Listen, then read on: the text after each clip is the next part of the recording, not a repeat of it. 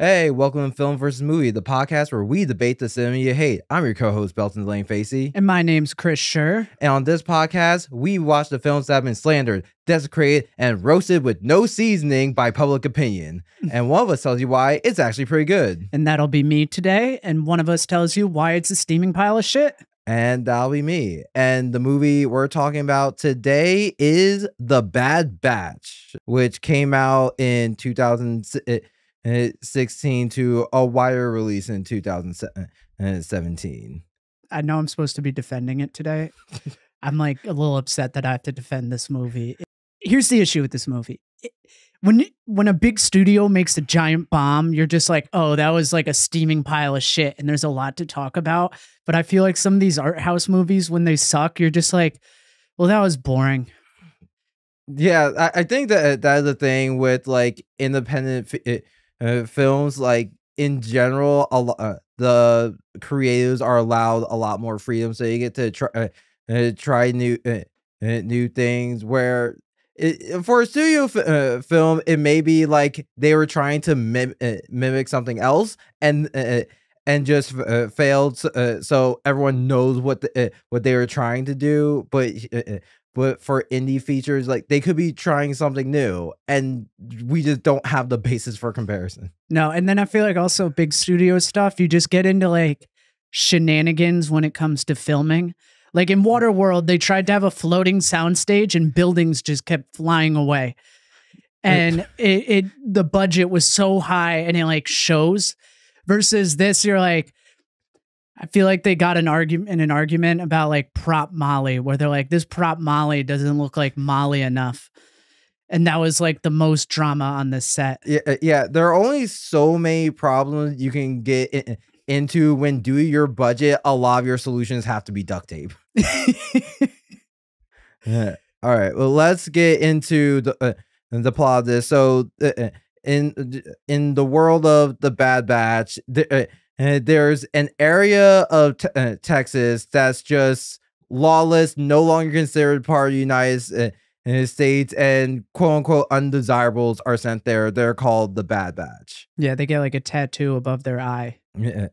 Yeah. So at the beginning of the movie, the main character Arlen is exiled to the Bad Batch area. She's immediately kidnapped and by like a cannibal clan, and so they cut off her arm and leg to eat it. Yeah. Also, they sent her into the prison wasteland with a sandwich and a jug of water. I feel like they just send you in there with nothing. Like if they really don't care about you. But no, you get a sandwich and a jug of water. I feel like that's their way of like saying it's not cruel and unusual punishment. They have a chance at survival. It's almost like how in the Hunger Games, they just like dangle backpacks of food in front of them to start. It's like, you're supposed to kill each other over this. Do you think you have like separate drop-off points? They're like, man, those cannibals are just like clearing house with all the inmates that we send in there. We want to give them a fighting chance. We're going to have 5 drop-off points. I mean, I feel like they have to have separate drop-off points just because her scene entering it in the movie was just one gate that wasn't heavily guarded and then the long fence. Yeah, man, this is just one of those things that bothered me about the movie where there's like, I want to know more. You came up with an interesting concept of a lawless zone you dump criminals into. And then you're like, oh, and the perimeter is one fence. Dude, they'd be gone. Like, there's no way anyone's staying in that one fucking fence. Yeah, it could have been something like how, with DC Suicide Squad, how they usually do with any of their stories. It's like to show you the risk. They'll show one person try escaping and immediately blow their head off. Yeah, but they're just like, nope, the fence works. No one argues about the fence. No one's like, oh, just one fence. All right, well, I'll be out of here in like 30 minutes. I mean, I'm also imagining, could you imagine if they like announce this on the news and they were like, yeah, we're keeping them in with a chain link fence. Just all the memes of people like hopping over fences like, I could escape the Bad Batch. Also, okay, they drop her off. They just get in a van and leave. She could have just left through the door she came through. Like that wouldn't be that difficult. All I'm saying is they don't even have a guard by the door. I mean, I'm sure they locked the gate. They're not that irresponsible. There's gaps. You could have like dug a hole. They're in sand. It's a moving gate. It can't go very far down into the. You could have just dug a hole and went back and. They made the tattoo places where it's easy to hide. Like your hair naturally covers it. They could have dug a hole under. Yeah, it was like right behind the ears. They could have dug a hole under the gate. Went home, hung out with their parents, and they get caught again. What are you gonna do? Put me behind the one fence again? Like, sure, it's not a great life. You're commuting a lot, but like you're just going into the fenced area and you're leaving nonstop. Okay, we should probably get back to the plot. Okay, so she escapes because the woman holding her captive like unchains her to like cut off another part of her. She covers herself in duty. Oh yeah, she rubs poop all over her body, and then the woman, she's like, "You're not gonna eat my poopy body," and the woman's like, "No, I'm not gonna eat your poopy body," and so she goes to grab water, and then she just beats her over the head with a pipe. Okay, all right, that was it. I missed that part. And then proceeds to not help anybody else. Yeah, she escapes and comes across a different settlement called Comfort, which is run by a man called the Dream, played by Keanu Reeves. The Dream. Yeah, and so then it cuts to 5 months later. She has a prosthetic leg and ventures out. She comes across a woman with a child with her. She believes the woman's from the cannibal village and shoots her, then takes the small girl, Honey, into her care. Yeah. Then they get back. She's like chilling with Honey. They end up having a rave where they're just passing out acid. She takes acid. She's like, I hate it here. And so she just walks out into the desert for a while where she runs into Miami Man. And did Miami Man like knock her unconscious, or did... I think she just passed out, but yeah, that was one thing. Miami Man, who is Honey's father, played by Jason Momoa, he goes out to the desert wondering like where Zara is. He comes across the dead woman, and then a man that just lives in the desert, whose his character name is the Hermit. He's played by Jim Carrey, and he tells him like, "Hey, I saw someone take your daughter that way," and so he finds Arlen. And how did he deduce Arlen had Honey? The Hermit drew Arlen's picture. Oh yeah, that's right. The Hermit could draw. Okay, just like they managed to get Jim Carrey in a movie, and he doesn't make one face. Yeah, he has this big beard, sunglasses, and a hat. He's practically wearing a full face mask. I feel like that was the pitch to them. They're just like, you don't have to be Jim Carrey. Just be this like homeless drifter and point people where they need to go. Yeah. Okay, so Miami Man runs into Arlen in the desert. She passes out. She wakes up. Miami Man's like, do you know what I'll do to you if you don't give me my daughter back? And she's like, I got you. All right. Yeah, which is like she was held captive by the cannibal clan. You ate her leg. I think she knows. Yeah. So then on the way back, there's a sandstorm. They take cover. They're doing like the muscly kind of action movie scene where they're like, what's your deal? And they like get to know each other a little bit more. And Miami Man reveals the fact that he was a illegal immigrant living in Miami from Cuba. And then he just gets shot in the chest and she leaves. Yeah. I think he saves her from like a different cannibal. And so, I forgot about that. And so he gets shot in the chest, and then she goes back to the town of Comfort. There is a lot that happens in this movie. she gets back to comfort. She finds Honey in the Dreams mansion with his harem of pregnant women. Yeah. And while there, like the Dream like gives his speech explaining like the town runs on drugs made by his harem, and he provides plumbing. It's like, that's why you're not singing shit, something like that. Yeah, he gives this long speech where he's like, do you know why there's no shit here? Because of the pipes and because of me. He's like, do you know who stands in shit? Cows. The cannibals will treat you like cows, but you're not cows. You're people. So the shit has to go somewhere. It is like a long speech like that.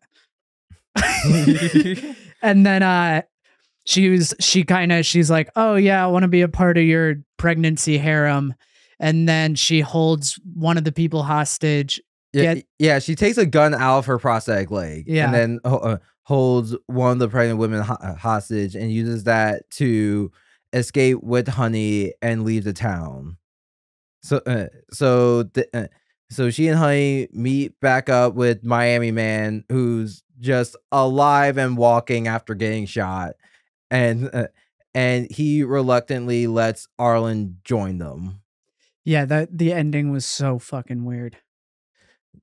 Yeah, because I mean, like there are discussions online about like certain movies where it's just like, oh, a liberal girl falling in love with her Republican boyfriend. This girl's fell for someone who ate her leg. Like that was just something that like I couldn't stop thinking about while watching the movie. I was just like, don't do it. He ate your leg, and like I don't know how what more I would have to say to her if I knew her in person. Honestly, it's just like a guarantee that he'll eat her out.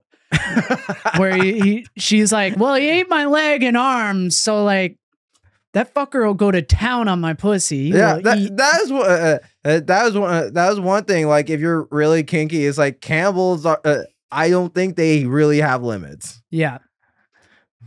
All right. So the film was directed by Anna Lily Amirpour. This is her second film. The first one was a Persian language film called A Girl Walks Home Alone at Night, and so she also wrote the script. The film was announced in January 2015. And all the casting was announced March 2015, and so it was shot in April of that same year, all on location in California desert. So like, I just say that to say that probably just sucks for the casting crew. Yeah, it was probably miserable. Yeah, because I remember like shooting in the heat. Charlize Theron blames the heat on why her and Tom Hardy don't get along. Oh, really? Yeah, yeah. Because in some interview after Mad Max Fury Road, she was just like, "Look, everyone else says he's fine to work with. I did not have that experience. Probably just being in the heat all day will do that to you." Yeah, people get grumpy. You know, there's more murders when it's hot out. During a heat wave, crime will actually spike. And that actually goes into what was going on and Do the Right Thing. That's kind of one of the tropes of it. Yeah, that makes sense, because like Do the Right Thing, with the heat, everyone's just like, you know what? Everyone's already in a bad mood. We get it. Yeah. But Diego Luna, who's at this point is best known for his role in the Star Wars universe as Andor, he was initially announced as part of the principal cast, but his role just got reduced to an uncredited cameo. Did he do something wrong, or I could not find out. I imagine they just felt his character was unnecessary and gradually cut it. They're like, yeah, we need less in this movie. There's like barely anything, but like let's do like a minute still of the desert, like not even panning, just a still photo of the desert, and that'll get people going. Yeah, like this movie has a 2-hour runtime, and they just looked at all the footage and they were like, you know what? I don't think this storyline is necessary. The film had its world premiere at the Venice International Film Festival in September 2016, where it won the special jury prize. And and then soon after, it had some bids for distribution, which eventually went to Neon. Neon. It had. It got a very limited theatrical release on June 23rd, 2017, and a day later it was released digitally on Netflix, Amazon, all that. And it's been met with mixed reviews overall. It currently stands at a 46% on Rotten Tomatoes and a 5.2 on IMDb. That's too high. What was up with Vice producing, being a production company in it?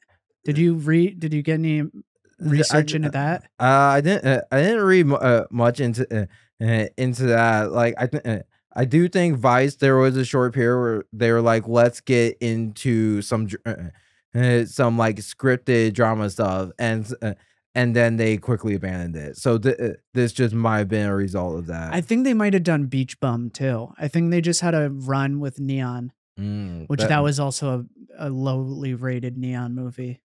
The studio has like amazing films. They did I, Tonya. They did shit. What was the other big one? It was like Parasite. Yeah.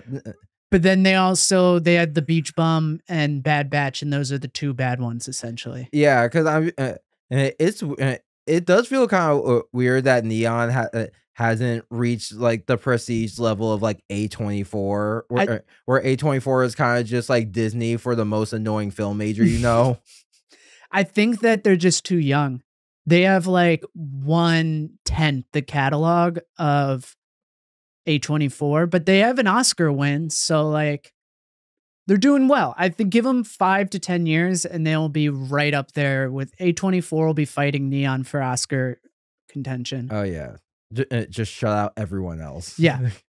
The studios will just be like, yeah, we got sequel number 977. Okay, yeah, you get the whole point. Yeah, but yeah, director and report, she describes this film as a post-apocalyptic Campbell love story set in a Texas wasteland, and has said it's Road Warrior meets Pretty in Pink with a dope soundtrack. God, I fucking hate that description. I mean, like, I think I saw Pretty in Pink once. I just remember it being like an 80s rom-com. With Road Warrior, it definitely feels like she was going for a Mad Max style aesthetic. Yeah. All right. Well, now it's time for our opening statements.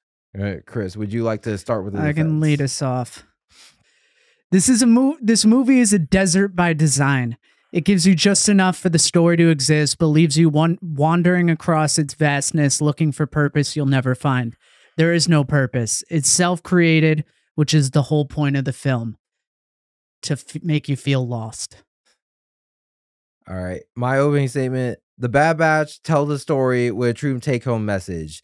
It just has a hard time getting that across. Crossing the line between mystery and confusion, the film manages to have so much going on while doing nothing at all. Yeah.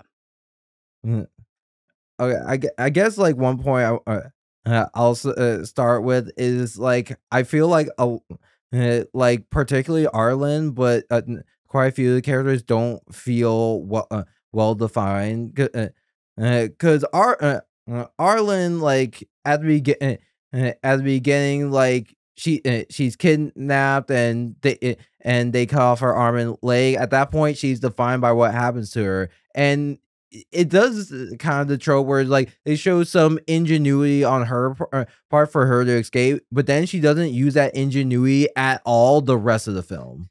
Yeah, I mean, I kind of feel like that's what they're going for. Just this, they're going for like the burnout life.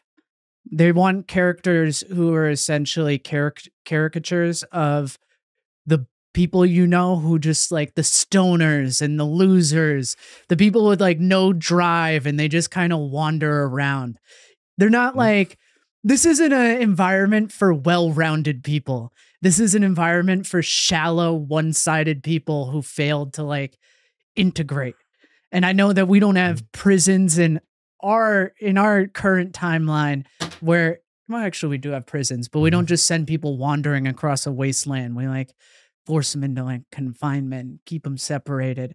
But I think that's it's a reflection of the story itself, is just not having any development. I mean, like the thing is, like, when they strictly define like the people there are undesirables, and considering this is a government run thing, it's like you're 4 out of 5 steps from making actual commentary. They just refuse to take that 5th step, and like that was something where it's like if you wanted everyone's backstory to be vague, I think that's fine. But I think once you break the seal on revealing the reason Miami Man is there, then it just feels weird that we don't know anything about anyone else. Yeah, okay, that's kind of fair. I really want to know why she was in the Bad Batch. Like, I want to, like, what did she do? Yeah, because I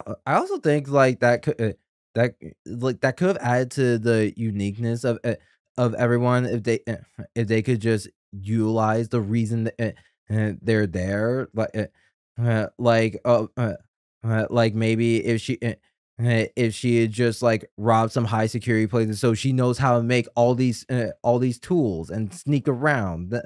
I think that would have been cool. Well, did you notice she's the only character with a name? Like, it's Arlen, Miami Man, The Dream, Honey. Honey kind of has a name. Yeah. Well, Honey is the implication that she was born there. Yeah. Okay. Yeah. But like, and she's the outsider coming in. She hasn't really like earned her Bad Batch name, if that makes any sense. She's still like a person from the outside trying to make her way into it. Yeah, and then she ends up as part of no settlement. Yeah. Like I think that's one thing. I'm not quite sure what her character arc was supposed to be. So actually, I think so. In my opinion, this film is kind of like an antithesis to the Wandering Hero film. So like it did get inspiration from Mad Max, but I think it's like kind of the opposite. Where Mad Max or like Waterworld, you have the no-named individual who struts his way into a serious situation, solves all the problems while being a badass, and then gets some poontang and leaves.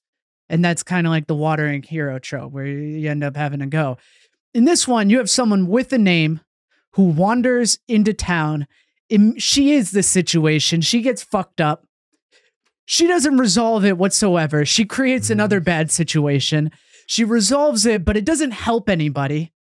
Like, no one's getting help. There's no hero-ship to it. And then she's just like, she doesn't leave. She just stays exactly in the problem. So I kind of get the feeling that it's the antithesis to something like Mad Max. It's not the wandering hero. It's the stagnant loser.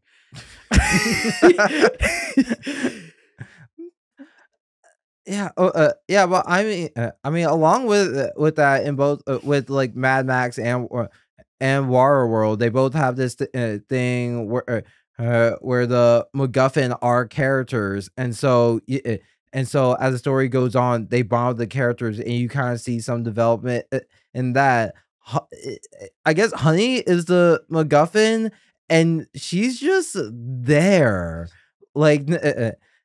Like it's unclear why I guess Arlen takes care of her because she just feels bad for the girl, but there's a certain point where like they don't really bond, they don't have any connection, but Arlen still goes all the way back for her at this point. Honey's in a mansion. She's in a cult, but the rest of the place isn't that much better. So so like a mansion's pretty nice. Well, they're kind of like they're contrasting the Miami Man with the Dream, and they're selling. The tagline was what, like, whether someone's bad just depends on who you're standing next to. So like if you think about it, Miami Man is this one guy and he does fucked up thing. He like eats people, but it's for survival. And then you have the Dream who does fucked up shit, but it's like on this different sort of non-necessity based reality where it's like Miami Man eats people, but he has a kid and he loves her.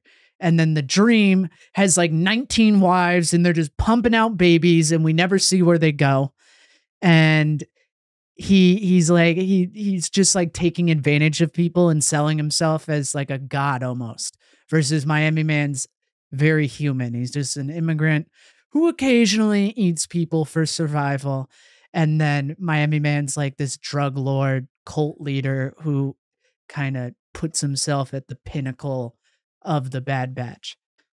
I don't know. Okay, so so this all just hit me while you were talking, because like the cannibals settlement seems to be more individualistic, where everyone just fends for themselves. Like everyone just has their own like human for food supply chained up. You don't mess with someone else's food.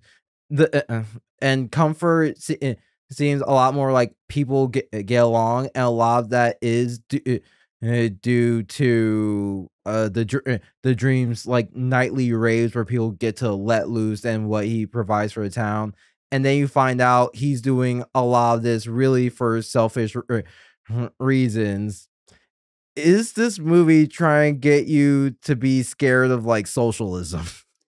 I don't think it's trying to make you get scared of socialism. I think it's just kind of contrasting two different types of evil, where like there's the individual evil, and that's like eating people, and that's a little bit of selfishness, but like there's some thought behind it where it's like it's driven by needs, versus the societal evil, the truly heinous, like the billionaire type of we're gonna live on the people's back, is like this whole other type of fucked up evil that the other people can't even approach because they don't have like the social collectiveness, and it requires someone to be at the top, versus like it's kind of like fucked up as an equal or fucked up as one guy above all else. I mean, me personally, I'd be raving in comfort. I'd just be like chilling in that place. I think like the collective evil is always going to be more comfortable than the rugged evil or the individual lifestyle. Yeah. And then so then in the end, the three main characters just end up in neither.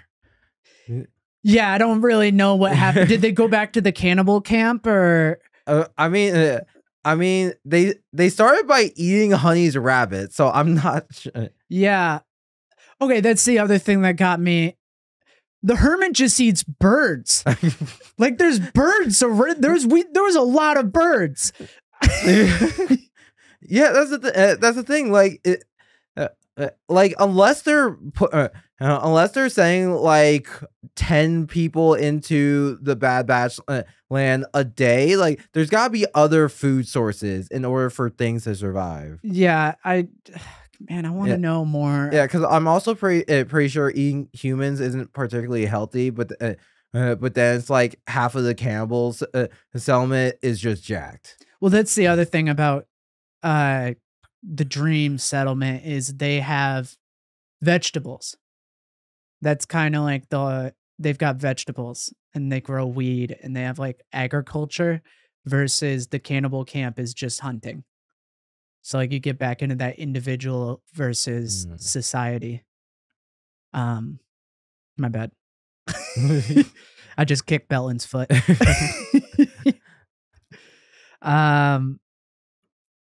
Damn, the more I talk about it, I'm like, there was more going on in this film than maybe I gave it credit for. I mean, there's definitely a lot going on, because, like, I mean, the thing is, one of my things is, like, with the character arcs not being super clear, there's just a lot of events that happen that don't necessarily necessarily like stack on top of each other. Like as I mentioned before, it didn't feel like Arlen and Honey really bonded, and so when Miami Man finds her again and says, "You need to get my daughter back," that doesn't feel like it impacts her character at all because it doesn't lead to any conflict within her. Uh, Yeah. she's just like, all right, I will return to sender. And then she goes back. Oh man, I don't know. I can't believe she left I thought the whole acid scene was kind of dumb. I'm never a big fan of acid scenes. I mean, the thing, it just made it confusing because while high on acid, she wandered out into the desert over the course of a single night, and then it took her and Miami Man multiple days to get back to the same place On motorcycle. Yeah, on motorcycle. Like, were they just lost? I don't know. Maybe she was just sprinting at one point. They show her wandering, but maybe she was just sprinting at full speed for like 12 hours straight. Yeah, it's like actually that was Diego Luna's role. He was just supposed to pick her up, take her on a motorcycle, drop her in the middle of the desert. I think they did. I thought the music was well done. I think like they managed to get like it's the music you would hear in modern day life, but it's just a little bit wrong. Like oh, what you want, just another baby. But like, it just sounds a little fucked up. And then they like crank it up and she's getting her arm cut off.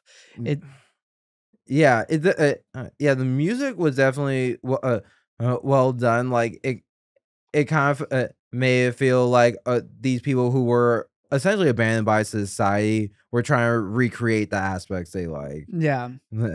I will say, like, as we mentioned, like, this movie is just long with like too many shots that went on for too long. It was beautiful, but yeah, I get where you're coming from with that. Like they did show don't tell, but like sometimes tell. Like, don't just show. Sometimes you gotta tell. Yeah, because I mean, it's one thing where it's like there are times where it'll be like, okay, this static shot of Arlen walking into the desert, and it's like, as the audience, you're like, okay, we understand she's going to the desert, and then 8 seconds later, she's still just walking to the desert. It's just like, how much do we really need to know she's walking to the desert with nothing else happening? And then like with showing don't tell me, like, I understand there are movies that have like minimal dialogue and like are all about action. I mean, we already compared this to Mad Max, and Mad Max Fury Roads, like there's a rumor it doesn't even have a script. And oh really? Yeah, yeah, because I know they started with a storyboard and just built around that. So there's a rumor they don't have an actual script, and that's a movie with minimal dialogue. But there were times it felt like they were just deliberately avoiding using dialogue when would just make things simpler. Yeah, like sometimes it just seems like someone's like, hey, for this movie, you're going to have to pay by the word. And they're like, well, we don't want to spend anything. And that's kind of how it works out. Like, it's very empty. I kind of think that's what they're going for. They're just going for emptiness and desolation, both in the shots, the desert, the dialogue, the characters. Across the board, it was by design nothing. Which for a film is like a very bold choice. Whether or not they're successful is kind of like what we're arguing. But I think that was the design, was just like, we're going to give the viewers as little as possible. So it's just like make you feel like there's as little in your life right now as in the character's life in the film. Yeah, you're just like, you're trying to grasp onto something. It's kind of, I don't know. Like, have you ever hit a point in your life where it just feels like you're directionless and you're like, everything just feels a little wrong, and you like take a step in one direction and you're just like, oh, that's not great. And you're just like, you've got nothing to like grip onto and start moving. You're just like, well, I can do that, and I could do this, and you're just like, oh, I could just like sit here and do nothing too, and you're just kind of lost. And I think that's sort of the vibe they're getting. And I think honestly that might be what upset me a little bit about this movie, because I had a pretty strong reaction where I was just like, I fucking hate this movie with a burning passion.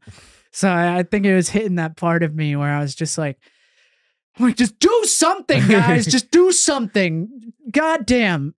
Yeah, I mean, I think, going back to like the defining Arlen as as a character, like I feel like if all this happened within the first like couple days of her going in there, I think it would have been like a much bigger opportunity for to showcase that. But because it cuts to 5 months later and shows she kind of has an established life here, I think that that's where it kind of gets okay. She needs to have the classic want and need, and so far both of those are to like survive, they never really defined a want for her character. Yeah, there's just no wants or needs.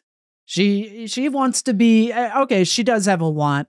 She says it. She wants to be a solution for something, but that's not like a real want or need. That's not going to drive any story. And I think that's like going along with just like wanting something, but not really knowing what you want. You just want to be a puzzle piece that finally fits. And it's kind of, I don't know, it's just going along with that lost feeling. Just wants to be the monkeys in a bunch. What do you call that game where you hook all the monkeys by Monkeys in a barrel? Barrel, yeah. She wants to find her barrel. Yeah, like wanting a sense of community it makes sense, but I feel, but that's the thing. Like at that point, she's been in comfort for 5 months. Someone built her a new leg. Like what? So that's the thing where it's like some things I feel like are contradicting with that. Yeah. And and like that was one thing I thought about with like the set design and a lot of the props. It's like initially it's like, okay, the set design is really cool. It does look like they just makeshift settlements out of whatever was in the land when they close it off. But then it's like there are certain things they introduce where it's like, because they're not explaining any more of this world, you're kind of wondering, it's like, okay, how does any of this like build into it? Like how did this form? Yeah. Yeah, I don't know. Okay, I've got about the set design. They were living in like a bomb. Comfort was a bomb range. That's the vibe I got from it. Because there's just no, it's either a bomb range or it's going to be like something like Los Alamos, because they just couldn't build the houses that they had in that settlement. And then the cannibal camp, the bridge, was one of those like aircraft graveyards that they have out in the desert. I don't know what they're trying to get with that. I think it was just like comfort versus garbage. Yeah, I feel like it was one of those things where it's like they wanted comfort to seem more civilized. Yeah, but it's like I think a big thing watching it, and maybe like we shouldn't hold this against the movie because this is kind of a thing that happens in a lot of post-apocalyptic film. But why was everyone's skin freshly clean, clearly moisturized, hair clearly shampooed? They have running water. Okay, even the cannibals? Okay, the cannibals don't. No, the cannibals look crusty. They looked a little crusty. Not the girl. The girl, Honey, looks super like put together, but like Miami Man had a little bit of crust. I feel like Arlen even before until she like wiped shit all over herself Yeah. look decent there. But it's like even so, like you think there'd be like water rations or something. Yeah, I mean, I think the issue with like why they all looked attractive and their skin was good and like it there's a lot of like um continuity stuff where you're like I just don't buy it. I think this movie really wants to be cool. I think that's kind of at the heart of the entire fucking movie is just someone being like, hey, what if we had this movie about like this prison where you send the undesirables and we call them the Bad Batch? And they're like, that's fucking rad, man. And they're like, then what happens? And they're like, and then cannibals eat her arm and leg because you know how they say it's going to cost you an arm and a leg. And he's like, that's fucking rad. And then he's like, then what happens? And he's like, well, then she was like, life was way too hard. So we need to contrast that. And they're like, what happens? And they're like, so she smears poop on herself and rides a skateboard through the desert. And they're like, that's so fucking cool. And they're like, where does she end up? And they're like, comfort. And they're like, whoa, what happens there? And they're like, raves. And they're like, whoa. And they're like, who's the mayor? And they're like, the dream. And they're like, that's fucking crazy. And they're like, who plays the dream? And they're like, Keanu fucking Reeves. And they're like, holy shit. And then they just never finish what happens. Because they just got to that point and they're like, we have to make this. It's so fucking cool. And then like someone in the corner is like, what's the plot? And they're like, shut up, nerd. They're like, we're going to shoot this in the desert and take acid all day. It's going to be rad as shit, man. I don't think either one of us will ever like sell a movie we do for a podcast better than you just did.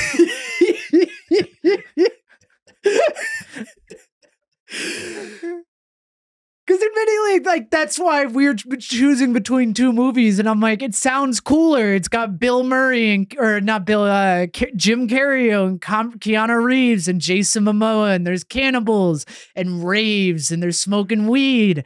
And I just like that more than like the movie that I know is going to be bad. That's a crime drama set in like Chinatown in the 80s. I was just like, oh, it's going to be bad. And I don't know. Let's go with the a little bit crazy, the cool concept. But yeah, that's the whole plot. I feel like that was the discussion. And then they're like, who should we get? And they're like, who's cool? And they're like, Vice is cool. And they're like, you mean the guys who go to North Korea? Vice is fucking rad, man. I mean, I feel like there were a couple castings that just felt weird. Like Jim Carrey as someone whose face is almost completely covered, has no dialogue, and it's like they don't even let him use body language to really be Jim Carrey. It really feels like that. Because honestly, if I didn't see his name on the IMDb page, you could convince me that was anyone. See, I think that's by design because that's like cool. I know I keep saying it, but it's just like, it's one of those things where on paper it is kind of interesting. You're like, hey, we have this bar, but you walk into the bar and no one's there. And so you go to the third stool and you twist it 2 times and then the floor opens up and you go down to an elevator and you're at a different bar. And you're like, that is cool. But the thing is, the entrance will take 5 minutes and then you're just in a different bar. Like you're just still in a bar. So it's kind of like, you're like, yeah, we have Jim Carrey, but you won't know it's Jim Carrey. And they're like, that's cool. But like, we'd rather just have Jim Carrey.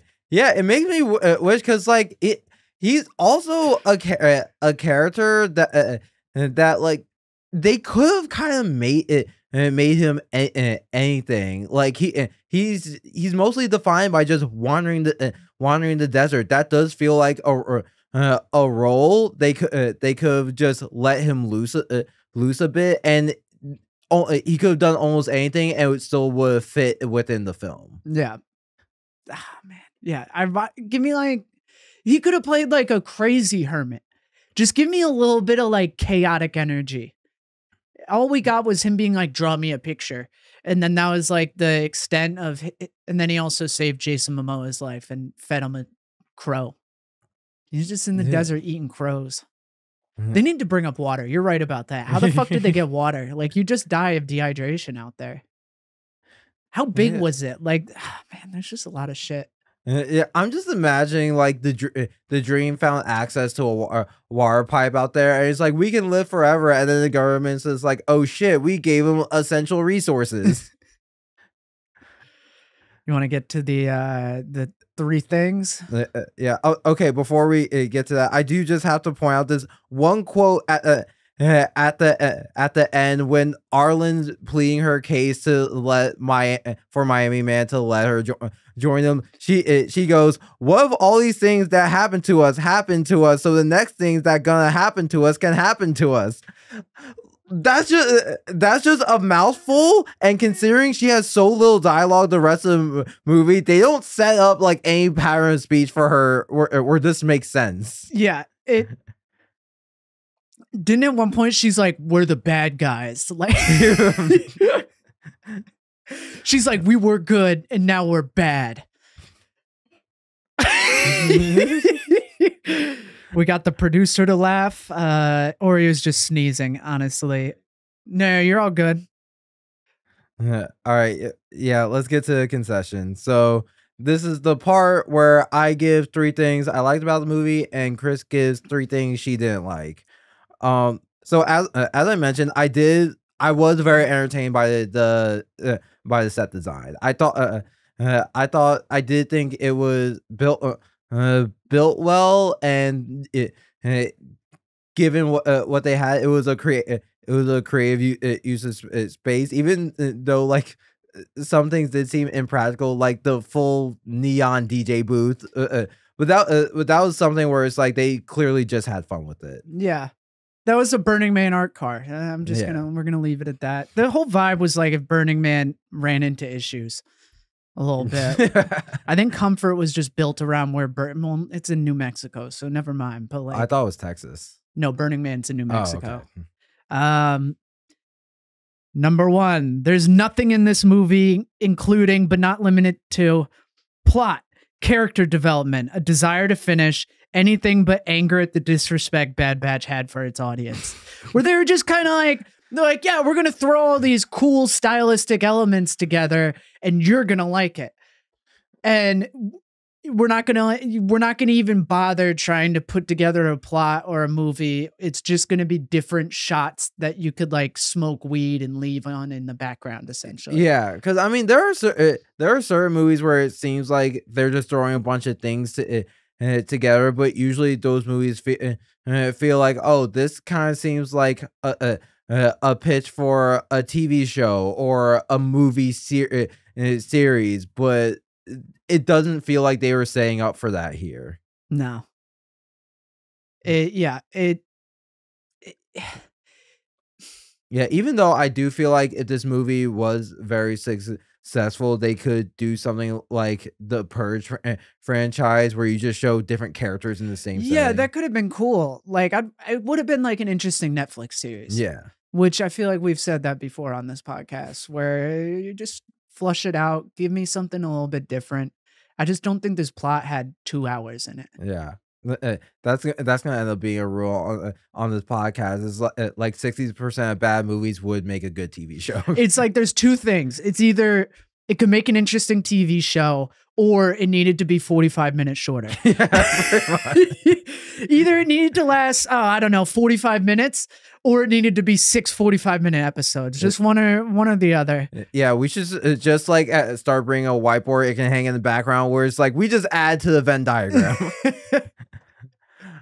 All right. So next thing I would say the acting performances were really solid all around. Like having had talked about like I said was lack of character development. I It does feel like all of the cast members were given long biographies for their characters, and the movie just almost scratched the surface for them. Like Yeah. like all the actors, I felt like they were coming from someplace really solid and worked off of that. Yeah, I think they did a good job. Um, the the dream was interesting. I honestly didn't. Sorry, I'm burping. I didn't like Miami Man. I just wasn't like the biggest fan of him. So my thing is like I know Jason Momoa has done serious roles, like he really got big off of Game of Thrones, but having seen him in other stuff, knowing how much charisma he has, it is always weird to see him in serious stuff now. The other thing is I feel like they could have recast Jason Momoa and replaced him with Danny Trejo, and it just would have worked a little bit better. I just don't see Danny Trejo in enough stuff. Yeah, yeah, because honestly, that is a character that that fits with just kind of on-screen persona Danny Trejo has uh, it garnered throughout his career. Like if the character Miami Man talked more and more bombastically, I feel like it would have worked. He would have worked well for Miami Man, but like the quiet, reserved, judgmental, caring type, I feel like there's better actors in the world to get than Jason Momoa. They don't give us enough. They pitch this interesting idea of a prison where they just send you to live, and they just like give you nothing about it. There's no like, why is this going on? Why are the people getting sent here? What's going on in the world around it? Why did America just give up like 50 square miles of space, of territory, and just cede it as nothing? Why don't people escape? Where's the water coming from? Why is there a town? You just watch it and you're like, what the fuck's going on? And that's, in my opinion, the more interesting aspect. I want the dystopian world it exists in. And that could have like helped flesh out the plot a little bit. But instead they're like, oh yeah, well you could have just been like, well, it's New York City. And it would have been the same thing because it's just a character piece. Yeah, I think that that is one thing with like the building of the film. It kind of violates like somewhat of a rule in movies where it's like the audience only questions it if you bring it up. So like the example of this I always use is that when most people watch Back to the Future, they're not immediately wondering why this 50-year-old man is friends with a teenager, because throughout the film, no one ever questions it or points it out. So, but I'm sure now I said next time you see it, you're gonna be thinking about it. Well, it's And, like, oh, sorry. yeah, so I think that's kind of what went on here. It's like they did just enough to bring up the real world implications of it that it's like, okay, now it's in our head. Because I agree with you. One thing I was thinking about was like with the current prison industrial complex, why would the government just give up that labor? Yeah. Oh my. What was the John Mulaney? He's like, an 18-year-old boy hanging out with a 55-year-old former disgraced nuclear scientist. What's your final point? All right. Final point. I would say the opening was really well done. The opening where it shows Arlen just entering, getting kidnapped. I would say through her escape, like that told a succinct story that set everything else up, and something where it's just like, I think for a lot of different story ideas they might have thrown around, it was a real good way to bring the audience into the world and sub Arlen as a protagonist. I think it also like it kind of does a good job of setting up the size of the area a little bit, where you're like, oh, she was walking for a solid like 8 hours and didn't see anyone. Yeah, yeah. I mean that is one thing. The shot with like the long fence that it does help with just the scale of it. Yeah. But that's like the only establishing aspect of the area where you get some sense of like how big geographically where it is. Yeah, I mean, considering that this was very low budget, that was probably a lot cheaper than trying to like come up with graphics to create a satellite map or something. Yeah. All right, my last one. They somehow wasted Jim Carrey's acting talents. They imprisoned him in a role with no lines, which is basically the fate of every single fucking character in this film. The fucking was a little unnecessary, but like, yeah, there's just not enough dialogue, and I wanted more dialogue. Yeah, yeah. I mean, it is weird considering this came out in what 2016. Like knowing Jim Carrey has such range as an actor, where it's like it's almost like they put him in a box for that. Yeah. Well, I mean, I guess if you don't put him in the box, he takes over. It's just a Jim Carrey movie at that point. I mean, yeah, he would definitely steal his scenes, but he also doesn't have a whole lot of screen time. That's fair. You want to get to the closing statement? Yep. You want to lead us off? Yep. All right. So my closing statement. The Bad Batch tried to do a lot of things that would have been cool if they worked. Sadly, it's assembled out of parts that don't entirely fit together. However good the individual parts are, they can't overcome the aimlessness this film carried. The Bad Batch is an illusion of a film, a metaphor for emptiness and desolation that leaves the viewer trapped in their own disinterest. Its point is the frustration of the audience by violating typical filmmaking channels. I don't know what that last line was, honestly. It felt like I needed a little more for the closing statement. So I guess what I'm trying to say is like at every point where you feel like you're finally going to get something, the film's just like, nah. And then you're supposed to get frustrated and feel that same feeling that all the characters are.